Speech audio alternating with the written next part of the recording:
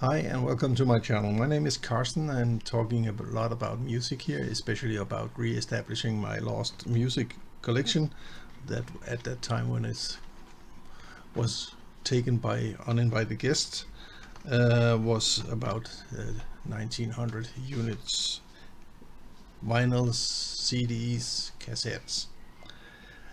So here in week 23 I've been went out and bought Blue Oyster Cult's Mirrors, which is their sixth studio album. It followed a couple of live albums, and on this album there's the song called In Thee, which is an acoustic song that was released as a single and ended up on 44th place on the Billboard 100. It's a great album. Blue Oyster Cult never makes bad albums, but this one is actually quite good. I loved it a lot. So Blue Oyster Cult Mirrors from 1979. Now Blue Oyster Cult, again, this is Imaginos, which came out in 1988. It's their 11th studio album and the last one they did at CBS Columbia. A lot of people call this a concept album. All the lyrics was written by the lyricist Sandy Pearlman. I like it. It's a very good album, and if you haven't heard it, please, I would recommend you to do so. Now, I've always been a fan of Southern rock, and today here I got Allman Brothers and Sisters from 1973. It is the first album without Joanne Allman, and but it's quite good, and I like it, and it's actually a hit, #1 spot on the Billboard 100 in US, and in Europe its best was in Holland, where it came in as number 10.